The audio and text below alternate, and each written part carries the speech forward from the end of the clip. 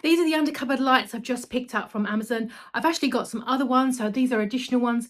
I've got some in my kitchen at the moment underneath the cupboards. They are fab. I've fallen in love with them. And these are actually going to be inside my wardrobe. So when I open it up and I slide it open in the morning, I get a little bit of light. I can actually see what I'm doing and don't have to disturb my husband by opening the curtains. Let's get these opened up and take a look. Here we go. Let's see what's in the box. We've got our charging cables, always good. Now this comes in multiple length sizes. I think I went for the shorter one because I wasn't quite sure.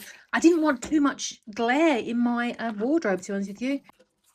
Obviously you've got your little instruction manual there, giving you all the infos. You've got your 2 charging cables and you've got your 2 products itself. So here is going to be your sensor. So be mindful when you're putting it up where it's going to be. And then you've got your on and then your sensor there. You've got your charging point there and your on off. There you go, just to get an example of the bright. I don't want to blind you. So these are the 2 sensor lights there. They are metal there, and this on the end is the sensor. So when you do put it up, bear in mind where you want it to be picking up from. Mine's going to be in my wardrobe, so I want it to be quite low level. And all you would do is just obviously charge it up whenever you needed to.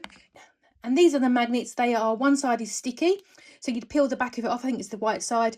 You peel that off and you would stick that, say, to the underside of the cupboard in the position where you want it to. And then whenever you're ready, you would just clip it up like that, and it would clip onto the underside of the cupboard or on the wall.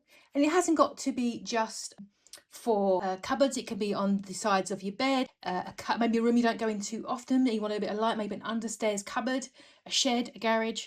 Yeah, my experience of these, you usually get about between 5 and 10 hours of illumination. So if you're using it like in a busy kitchen, you probably need to charge it once every 3 or 4 weeks, depending on how often you're in there. For a room you don't use it very often, probably every couple of months. So yeah, nice and simple. Just peel, stick and apply. And then when you want to charge it, you just remove it from the wall like that and charge it up. Looks nice to me. Looks like a good version. It does come in different size options as well, so do check in case the smaller one or the bigger one is right for you. I think this is the smaller one. But yeah, I'm pretty happy with that. Looks pretty good.